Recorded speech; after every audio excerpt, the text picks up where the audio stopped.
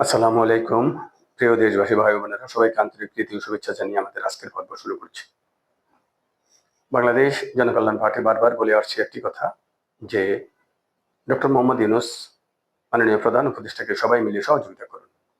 তার মূল কারণ হলো যে আমরা গত 53-54 বৎসরে যেই অত্যাচার, নিপীড়ন, নির্যাতন, দুঃশাসন, লুটপাট, ঘুষ, দুর্নীতি, অন্যের জমি দখল, নানা ধরনের অত্যাচার, অনিয়ম থেকে বেরিয়ে আসার জন্য ডক্টর মোহাম্মদ ইউনূস স্যার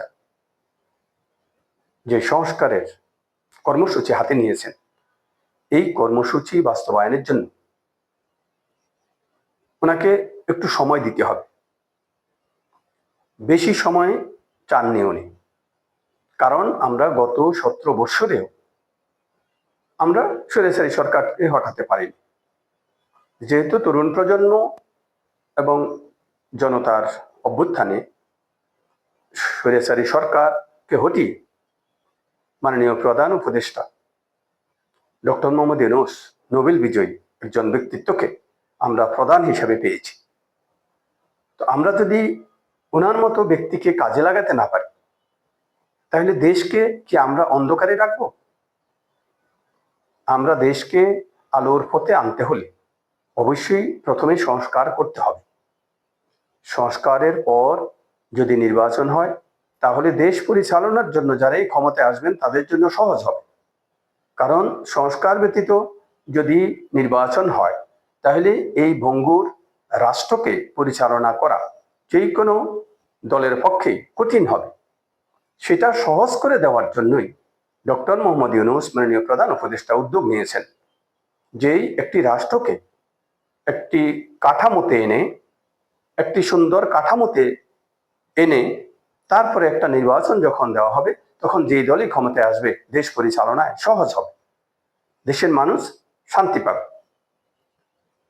আমরা গত 53-54 বৎসরে যে অনিয়ম, বিশৃঙ্খলা, উশৃঙ্খলা, লুটপাট, দুর্নীতি, দুঃশাসন,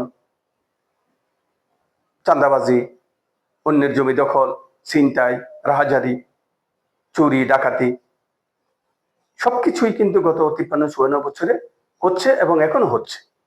যে এখন যে বন্ধ হয়ে গেছে তা কিন্তু নয়। তার মূল কারণ হলো যে আমরা এখনো ঐক্যবদ্ধ হতে পারিনি। আমরা নিবন্ধিত, অনিবন্ধিত 100-র উপরে রাজনৈতিক দল রয়েছে, 50টির মতো নিবন্ধিত দল রয়েছে, অনিবন্ধিত 200 থেকে 250 দল রয়েছে।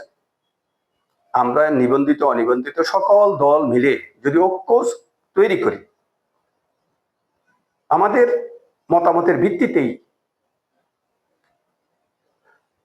মাননীয় প্রধান উপদেষ্টা কিন্তু কাজ করবেন। উনি বারবার বলছেন যে আপনারা মতামত দিন, কিন্তু আমাদের দলীয় ভেদাভেদের কারণে আমরা ঐক্যমত তৈরি করতে পারিনি। তো সেটা তো মাননীয় প্রধান উপদেষ্টার দোষ নয়, সেটা রাজনৈতিক দলগুলোর ব্যর্থতা। মাননীয় প্রধান উপদেষ্টা আগে যে কথা বলেছেন, এখনো তিনি একই কথায় আছেন, যে আগামী ডিসেম্বর থেকে জুনের মধ্যে জাতীয় নির্বাচন হবে। তো এটা একটি খুব একটা বেশি সময় নয়। এর ভিতরে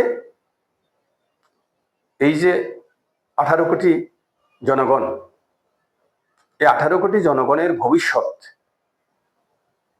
নির্ভর করছে রাজনৈতিক দলগুলোর উপরে এবং বর্তমান সরকারের উপরে। বর্তমান সরকার যদি কোনো কারণে ব্যর্থ হন, তাহলে এই 18 কোটি মানুষ অন্ধকারে থেকে যাবে। আর এই বর্তমান সরকার যদি সফল হন, তাহলে রাজনৈতিক দলগুলোও সফল হবে এবং এদেশের জনগণ অন্ধকার থেকে আলোর পথে ফিরে আসতে পারবে। যে কারণে আমরা বারবার বলছি যে আসুন আমরা সবাই মিলে মাননীয় প্রধান উপদেষ্টাকে সহযোগিতা করি এবং আগামী ডিসেম্বর থেকে জুনের মধ্যে যাতে নির্বাচন হয় সেটা আমরা এনশিওর করি, আমরা নিশ্চিত করি যে জুনের মধ্যে যাতে নির্বাচনটা সম্পন্ন হয়। কিন্তু এর আগে অবশ্যই সংস্কার হতে হবে, কারণ সংস্কার না হলে এই রাষ্ট্র কাঠামো যদি আমরা তৈরি করতে না পারি, তাহলে এই 2025-এ এসেও যদি আমরা রাষ্ট্র কাঠামো ঠিক করতে না পারি, এই রাষ্ট্র কাঠামো কেয়ামতের আগে আর ঠিক হবে না। আমরা যে গত 53-54 বছর যেভাবে জাতি নির্যাতিত, নিপীড়িত, অবহেলিত হয়ে আসছে, আরো 100 বছরও সে নির্যাতিত, নিপীড়িত এবং এই অন্ধকারই থেকে যাবে এই জাতি। সুতরাং এই জাতিকে আলোর পথে আনার জন্য, সঠিক পথে আনার জন্য, এই জাতির মুখে হাসি ফুটানোর জন্য এবং একটি সুন্দর ও নতুন বাংলাদেশ বিনির্মাণে ডক্টর মোহাম্মদ ইউনূস মাননীয় প্রধান উপদেষ্টার বিকল্প হতে পারে না। সুতরাং আমরা বারবার যে কথাটি বলে আসছি যে ওনাকে আমরা সবাই মিলে সহযোগিতা করি এবং আমাদের ঐক্যমতের ভিত্তিতেই উনি রাষ্ট্র পরিচালনা করার জন্য বারবার বলে আসছেন যে আপনারা মতামত দিন। তো আমরা যদি সুন্দর সুস্থ মতামত দিতে না পারি, এজন্য তো রাজনৈতিক দলগুলোর ব্যর্থতা, এখানে তো সরকারের ব্যর্থতা নয়। সরকার তার কথায় আছেন এবং বর্তমান যেই অন্তর্বর্তী সরকার, তারা কিন্তু কাজ করে যাচ্ছেন, আপ্রাণ চেষ্টা করছেন দেশকে একটি নতুন বাংলাদেশ উপহার দিতে এবং 18 কোটি মানুষের মুখে হাসি ফোটাতে। তো সুতরাং দেশকে অন্ধকার থেকে আলোর পথে আনার জন্য মাননীয় প্রধান উপদেষ্টাকে আমরা সবাই মিলে সহযোগিতা করি। দুর্নীতি, দুঃশাসন, চাঁদাবাজ মুক্ত নতুন বাংলাদেশ গড়ে তুলি। সবাইকে আন্তরিক তৃতীয় শুভেচ্ছা জানিয়ে বাংলাদেশ জনকল্যাণ পার্টির পক্ষ থেকে এবং বাংলাদেশ জনকল্যাণ পার্টির সকল সদস্যের পক্ষ থেকে আপনাদের আবারও কৃতজ্ঞতা ও ধন্যবাদ জানিয়ে আজকের মতো এখানে বিদায় নিচ্ছি। খোদা হাফেজ।